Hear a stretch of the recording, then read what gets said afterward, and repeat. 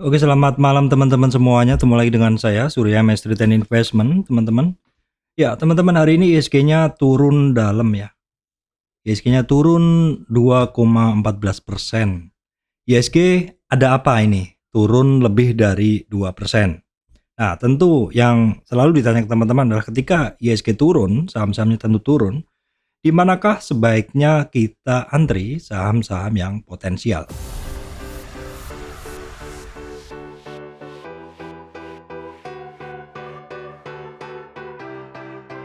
Oke, baik teman-teman, sebelum masuk ke materi, saya sampaikan informasi penting untuk teman-teman semuanya bahwa saya Surya MSRI tidak terima titip dana trading dalam bentuk apapun.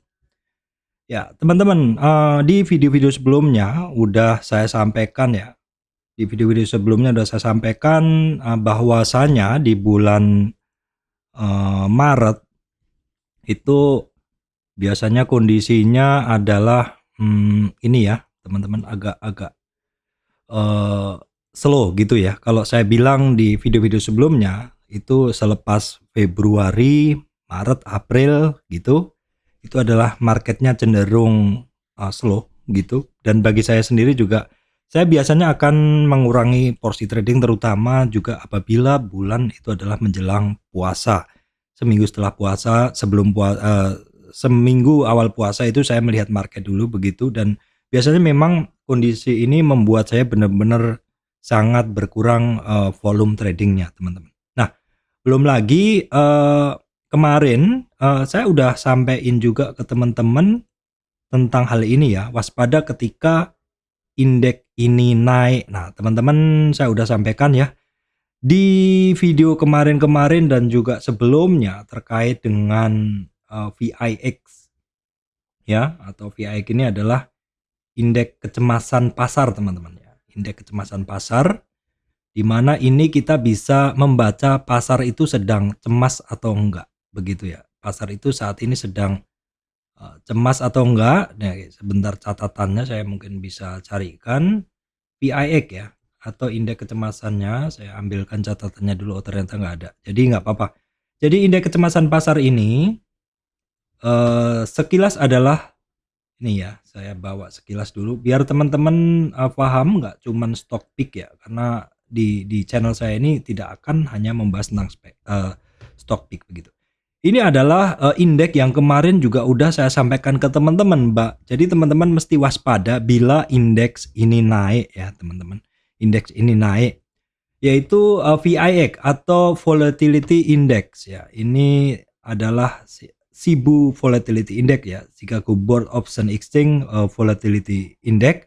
Ini disebut juga sebagai Wall Street Fears Gauge ya, yang mengukur tingkat fear and greed-nya market ya. Jadi ketika indeksnya ini ketika angka dari VIX ini naik, berarti fear di market itu sedang terjadi, dan biasanya itu kalau kita lihat maka market sahamnya akan turun ya. Jadi ini inline atau pergerakannya searah. Kita bisa ngelihat bahwa VIX-nya naik ya, VIX-nya naik atau cemas marketnya, dan ketika cemas marketnya orang melakukan sell off atau penjualan. Ini terjadi sejak beberapa hari sebelumnya di bursa Amerika ya, Dow Jones, Nasdaq, S&P 500. Kemudian regional juga demikian ya, Eropanya juga demikian kemarin, walaupun hari ini masih rebound sedikit ya, sudah mulai melemah begitu. Indonesia juga sama. Makanya di judul kali ini adalah ISG turun 2%, ada apa begitu. Nah, kita akan coba cari dulu sih informasinya sih, kenapa kok bisa IHSG turun sedalam itu. Jadi kalau teman-teman yang tentu dari kemarin mengikuti perkembangan berita di luar negeri, di mana perkembangan berita dari satu negara itu mempengaruhi atau pergerakan market di bursa saham negara itu bisa mempengaruhi mood market di bursa lain ya, teman-teman. Ya. Nah, ini adalah beritanya ya. Bukan cuma satu, ternyata 3 bank collapse di Amerika sepekan ini. Jadi teman-teman coba saya sarikan beritanya sekilas saja. Beberapa bank di Amerika Serikat memutuskan untuk menghentikan operasinya karena kekurangan likuiditas, bukan cuma satu, bahkan 3 pekan. Kalau teman-teman yang mungkin sudah membaca sebelumnya, yang pertama adalah SVB atau Silicon Valley Bank ya, yang dikenal mendanai startup digital, resmi dinyatakan kolab pada hari Jumat ya. Makanya kalau kita lihat itu hari Jumat itu VIX-nya dia menguat tajam ya, terus kemudian juga bursa Amerikanya pada turun dalam. Jadi ini adalah yang mendrive kenapa orang melakukan sell off ya. Jadi bank tersebut kolaps karena gagal mendapatkan suntikan modal dan adanya penarikan dana dari nasabah dan investor. Dasarnya bank tersebut dalam 48 jam berencana mengumpulkan dana sekitar sekian intinya begitu ya. Membutuhkan suntikan modal karena banyaknya klien yang melakukan penarikan simpanan demikian, kira-kira begitu. Itu yang pertama. Yang kedua adalah itu yang masih yang pertama maksud saya. SVB pun terpaksa menjual kepemilikan obligasi untuk mendapatkan dana ya. Sebagian besar adalah merupakan SVB atau surat utang pemerintah Amerika Serikat. Kita lihat dulu chartnya dari US 10 years bond. 10 years bond juga mengalami penurunan. Jadi sepertinya di saham berlaku ketika suatu saham dijual tentu akan turun dengan volume yang besar, semakin besar dia akan turun. Ini juga sama US 10 years bond yang mungkin lagi dipegang orang, ketika ada orang yang megang dan menjual, volume penjualan lebih besar dia akan bisa turun seperti ini ya. Walaupun ini juga sudah mencapai titik keseimbangan di kisaran di supportnya ya, kisaran supportnya begitu. Intinya ketika terjadi penjualan dia bisa terjadi penurunan kalau volume dari penjualannya itu besar begitu. Nah, kita kembali ke bahasan dulu ya. Sebagian besar adalah merupakan surat utang pemerintah Amerika Serikat. Namun dengan kondisi saat ini penjualan bond malah membuat bank tersebut merugi ya, karena pasar nilai obligasi sedang turun ya. Nah, kira-kira begitu. Ini yang pertama. Yang kedua, selain SVB juga ada Silvergate Bank dan Signature Bank dan Silvergate Bank. Keduanya diketahui merupakan bank utama untuk industri kripto ya. Nah, ini intinya pokoknya dua news ini yang ngedrive orang mungkin lebih berhati-hati ya, orang jadi apa istilahnya, melakukan sell off untuk sementara, mungkin akan melakukan penjualan dulu begitu sampai kondisi mereda. Nah, bagaimana dengan kondisi di negara kita, teman-teman? Tidak bisa kita pungkiri, teman-teman. Kita tidak bisa memungkiri bahwa kondisi market di luar negeri itu bisa mempengaruhi market kita. Setidaknya akan membangkitkan alert bagi para pelaku pasar untuk mungkin berhati-hati ya. Itu kemarin juga saya sampaikan, waspada bila indeks ini naik ya. Berarti ada apa gitu. Kalau sekilas kita melihatnya mungkin indeks ini naik. Nah, baru yang kemudian adalah kita mencari kenapa naik. Oh, karena berita tadi. Nah, berita itu impactnya gimana? Nah, itu ya teman-teman silakan baca sendiri. Saya juga belum tahu impactnya akan seperti apa. Tapi setidaknya ketika membaca berita seperti ini, yang harus saya lakukan adalah bereaksi dengan mengamankan modal saya. Setidaknya untuk posisi-posisi saya mungkin akan kurangin, seperti itu, akan memperbanyak cash, kira-kira begitu. Atau mungkin saya juga akan mengurangi volume pembelian atau istilahnya wait and see dulu ya. Kalau yang udah punya posisi mungkin saya kurangi, kalau yang belum, saya belum melakukan positioning seperti itu. IHSG apakah kepengaruh ya? Mau nggak mau tentu IHSG bisa kepengaruh. Nah, teman-teman ya. Jadi teman-teman bisa ngelihat ya, hari ini itu indeks kita turun sedalam ini, 2% teman-teman, 2%. Nah, kemarin saya sampaikan bahwa ketika IHSG break dari 38 retracement di sini, maka targetnya ke 61,8. Jadi masih ingat ya, jadi 38 retracement di sini, ketika break dari 38 retracement di 6814, maka IHSG berpeluang bisa sampai 50 retracement, bahkan bisa sampai ke 61,8. Dan setelah beberapa hari yang lalu hanya sampai di 6762. Ternyata IHSG hari ini langsung jebol di 61,8 retracement dan langsung sampai 78 retracement. Secara support saat ini IHSG ada support di 6650 dan juga 6560 ya. Sementara belum terlihat adanya perlawanan dari IHSG ya. Kenapa demikian, Pak? Ya karena saham-saham dari penggerak indeks hari ini mostly masih pada merah semua, dan indeksnya juga kita bisa lihat ini adalah sektor-sektor IHSG mostly kompak merah semuanya. Kalau teman-teman mau mencari saham yang naik itu susah ya, jadi saya hari ini nggak akan mencari atau memberikan ke teman-teman saham yang naik apa, nggak akan, tapi di sini saya akan membahas teman-teman di mana sih kita bisa antri untuk saham-saham yang potensial tadi, teman-teman. Nah, kita kembali lagi ke sini bahwa kenyataannya hari ini market-marketnya pada turun ya. Terus kemudian ISG-nya juga turun seperti ini. Coba kita lihat dalam horizon yang lebih besar, teman-teman. Ini di dalam weekly, teman-teman bisa ngelihat support-support dari ISG itu ada di kisaran 6560 ya sampai 6500-an ya. 6500-an ini sama dengan apa yang saya sampaikan tadi di daily, sekitar 6500-an bisa menjadi supportnya ISG apabila turunnya saham-saham dari penggerak bursa ini adalah berlebihan.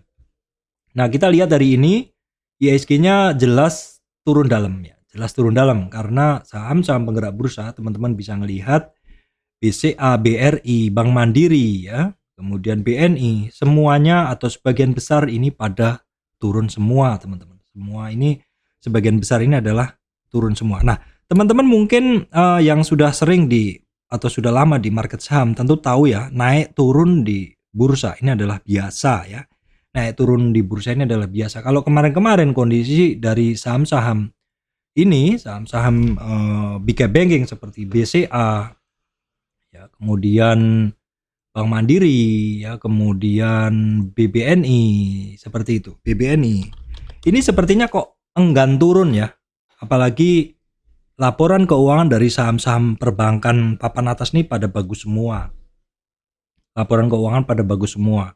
Dan sepertinya enggan turun. Nah, sebenarnya dengan adanya kondisi bursa Amerika yang turun dalam dan juga berimbas ke bursa kita yang hari ini turun dalam, sebenarnya ini adalah merupakan peluang bagi kita untuk bisa mengkoleksi saham-saham yang bagus, teman-teman ya. Ingat sekali lagi, ketika market itu turun, saham sebagus apapun dia akan turun ya. Biasanya akan turun.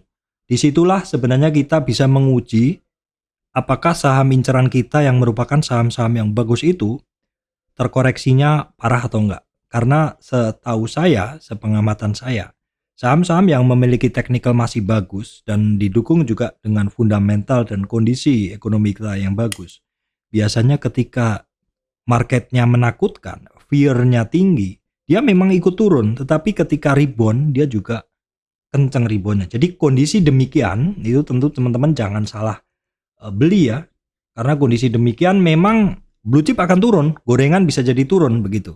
Jangan salah membeli gorengan ataupun jangan salah memberi second liner begitu. Belilah blue chip dengan kondisi teknikal yang bagus ya, dengan kondisi teknikal yang bagus, dengan kondisi fundamental yang bagus ya. Kenapa? Ya karena kondisi seperti ini mungkin sebenarnya yang ditunggu teman-teman, untuk teman-teman mungkin kalau misalkan kolektor dividen ya, tentu akan masuk ketika harganya turun begitu ya. Kondisi ini berbeda dengan sebelum-sebelumnya kemarin yang turunnya itu mungkin agak susah. Jadi mungkin yang perlu kita lakukan adalah sekarang bagaimana kita bisa mengidentifikasi di mana sih titik potensial kita bisa antri dari saham-saham tersebut ya. Karena tadi saya sampaikan sebagus apapun dia akan koreksi. Nah, yang pertama teman-teman bisa perhatikan untuk saham-sahamnya ya. Yang pertama teman-teman harus perhatikan adalah yang pertama teman-teman pilih dulu saham yang masih bullish nih. Contohnya BCA. BCA Pak, ini dia masih bullish atau tandanya dia masih berada di atas MA 200 ya teman-teman. Ini garis MA 200. Jadi dia di atas MA 200. Nah, ini MA 200-nya ya. Di atas MA 200 dan MA 200 sebelumnya menjadi support ya. Ini bisa ada di BCA. Terus yang kedua, ketika terjadi penurunan ya wajar aja mungkin asingnya akan keluar dulu dengan volume. Nah, kita lihat dulu ya. Yang pertama kan dia MA-nya harus di atas MA terus. Yang kedua kita lihat volume ketika turun ya, BBCA. Semua bank kan hari ini turun rata-rata begitu. Kita lihat volumenya. Volume turunnya ini cukup besar teman-teman. Jadi untuk BCA ini mungkin besok masih akan turun ya. Jadi ketika tuh saham itu turun dengan volume yang besar, teman-teman harus hati-hati karena mungkin besoknya masih akan turun ya. Nah, kita lihat dulu ya. Di sini kita lihat dulu BCA ya tadi. BCA volume daily-nya hari ini tinggi ya. Kemudian asingnya tuh keluar nggak yang ketiga ya. Rekomendasi asingnya hari ini banyak keluar. Nah teman-teman, jadi yang pertama adalah di atas EMA 200 boleh dipilih. Yang kedua adalah volumenya.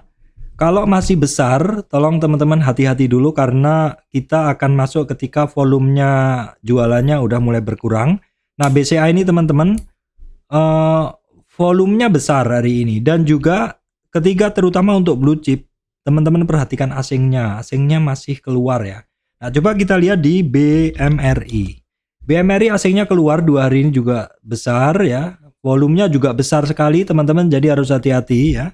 BBNI coba kita lihat, BBNI volumenya besar keluar ya, dengan asing nggak begitu besar ya. Kemudian kita lihat BBRI asingnya besar ya 2 hari ini, kemudian volumenya juga besar. Jadi tadi clue-nya udah kita pegang ya teman-teman.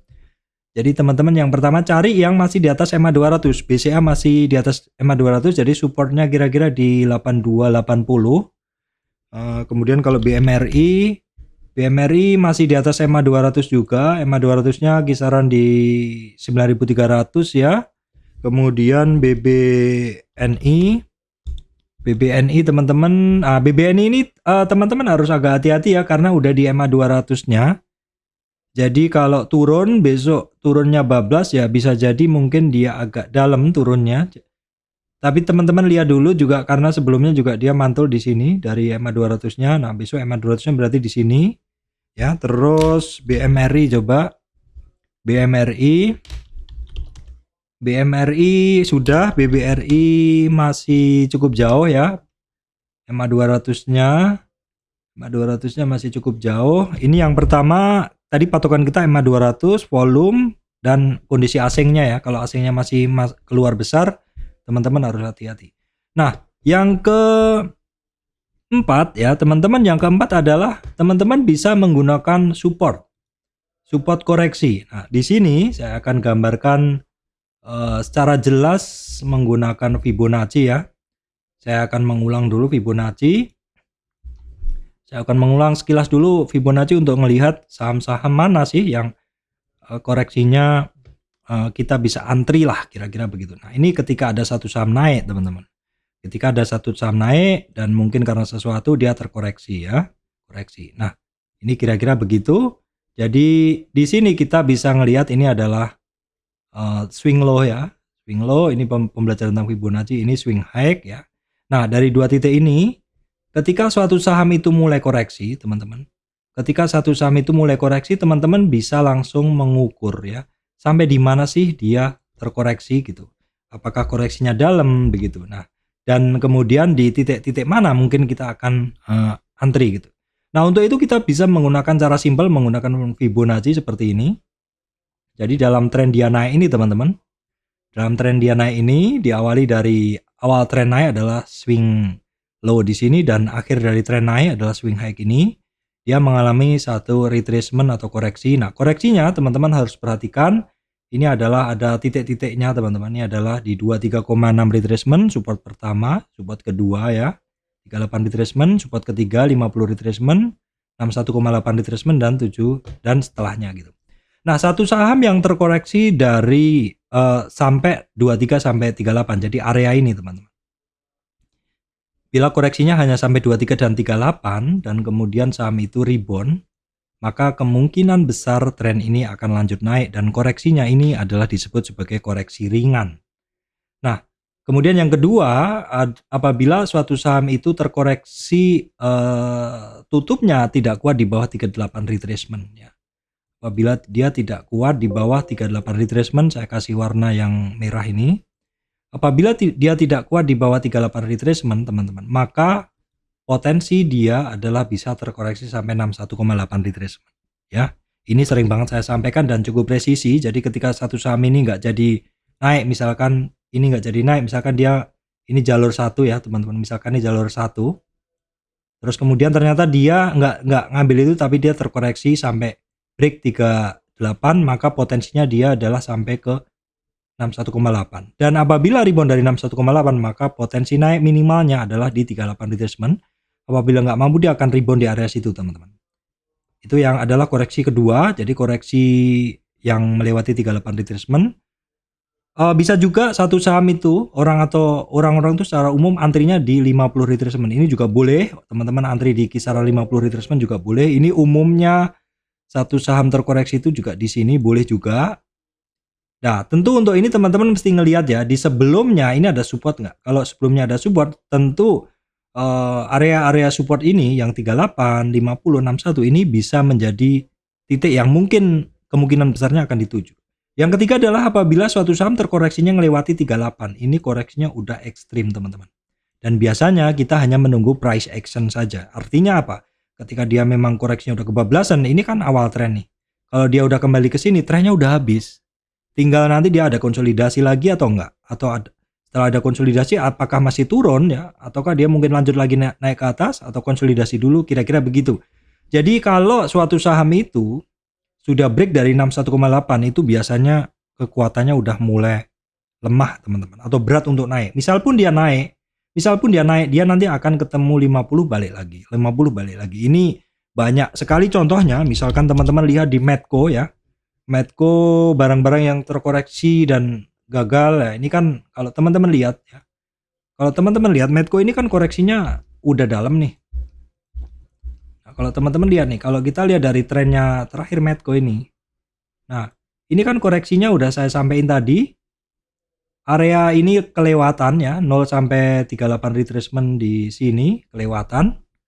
Karena dia ternyata ngelewatin 61,8. Nah, di 61,8 ini udah trennya udah habis. Begitu naik pun reboundnya juga dia udah sangat terbatas dan kecenderungannya akan turun. Itu adalah contoh saya tadi di bahasan yang tadi ya, teman-teman, bahasan coret-coretan yang tadi.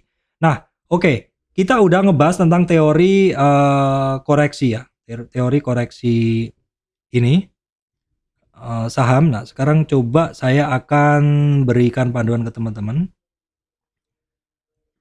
Di mana sih kita ngantri, atau di mana titik antri untuk saham-saham ini? Nah, kita mesti ngelihat kondisi besok untuk bursa luarnya ya, teman-teman. Apakah bursa regionalnya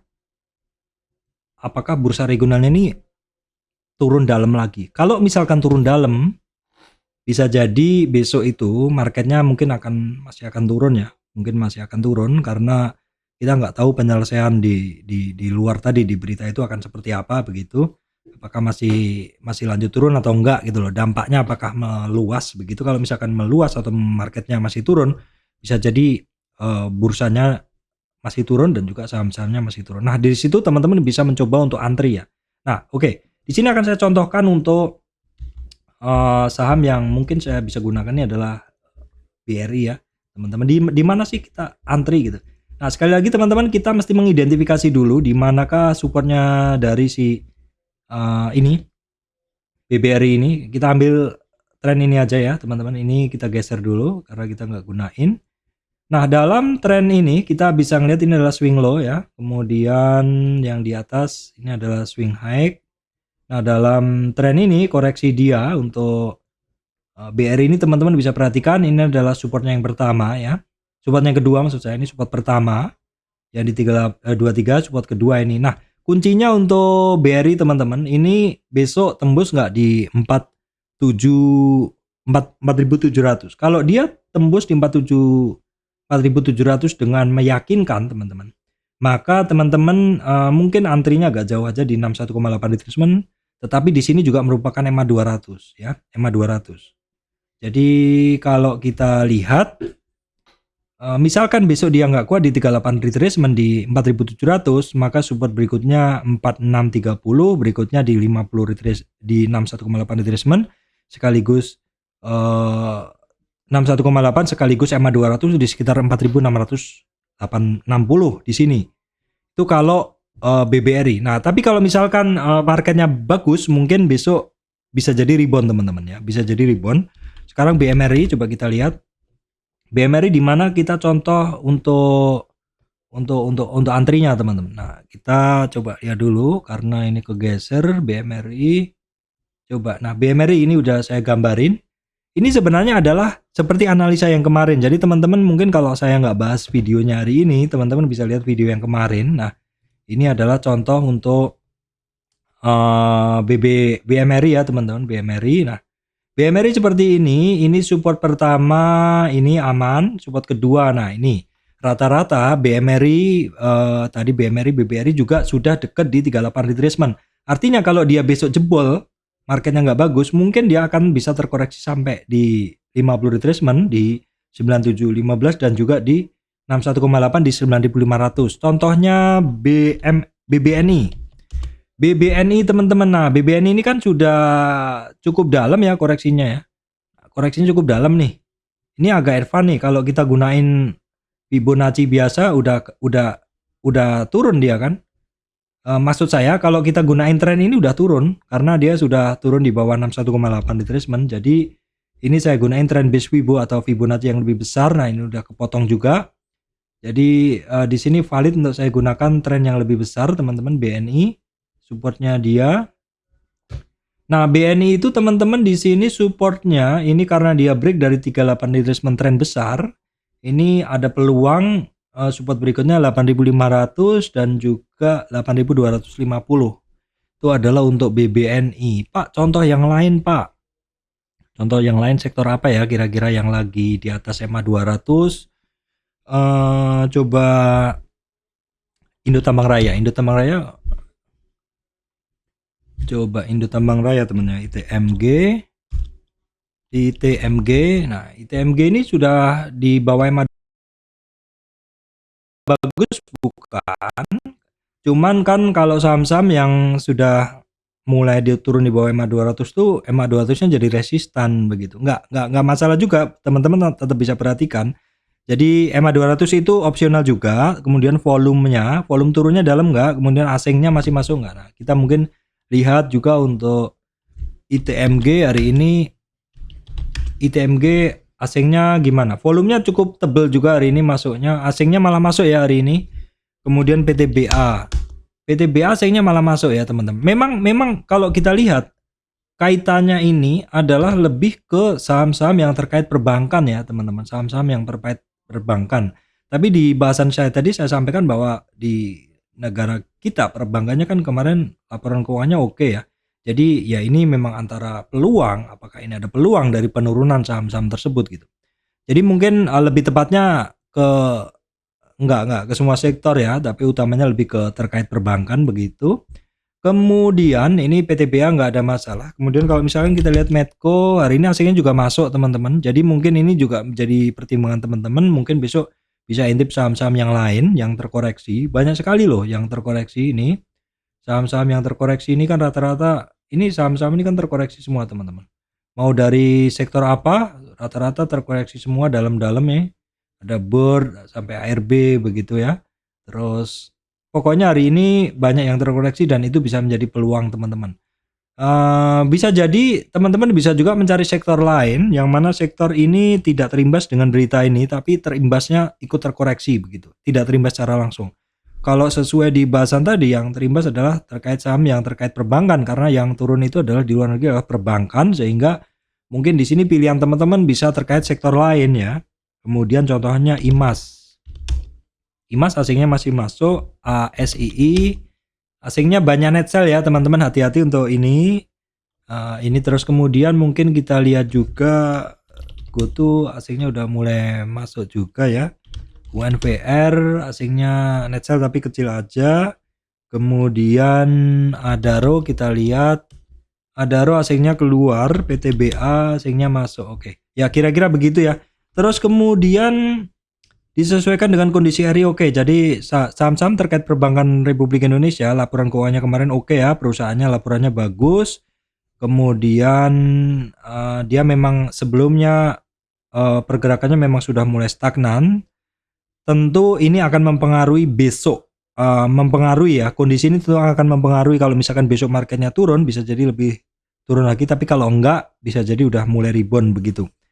Jadi intinya kita lihat dulu malam ini ya teman-teman, karena kalau world marketnya kan masih ya pada terkoreksi tapi sudah mulai terbatas ya.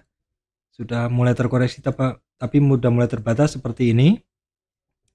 Bursa Amerika sudah hijau tadi malam. Nasdaq, Dow Jones Nasdaq-nya udah hijau. Ini yang Seng-nya masih turun ya. Kemudian Nikkei Eropanya udah mulai hijau. DXY-nya ya turun 3 hari ini, kemudian US 10 bond-nya sudah mulai rebound lagi. VIX-nya sudah mulai enggak lebih tinggi lagi. Tapi nggak tahu, namanya marketnya juga masih belum jalan. Ya intinya kita siap-siap aja ya teman-teman. Kita siap-siap aja. Oh ya teman-teman, yang perlu diperhatikan juga kondisi komoditas ya.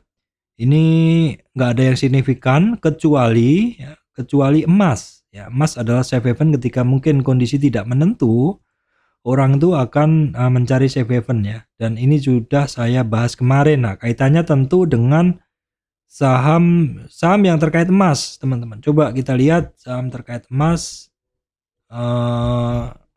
BRMS coba. BRMS terkoreksi juga ya. MDKA hari ini MDKA itu sempat naik hari ini. Tapi menjelang closing memang terkoreksi ini ya. Kita lihat menjelang closing terkoreksi.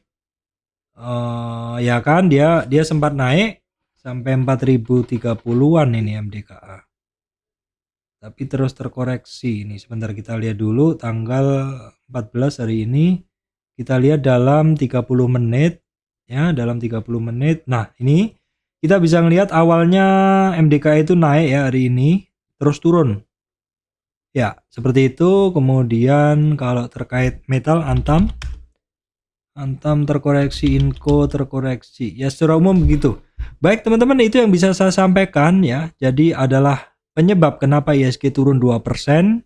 Terus apakah ada potensi untuk saham-saham potensial untuk dimana kita antri terbaiknya begitu. Semoga video ini bisa memberikan manfaat untuk teman-teman semuanya. Bagi yang pengen tahu supportnya bisa dilihat di video sebelumnya, karena di saat ini bahasanya adalah secara umum. Terima kasih teman-teman semuanya.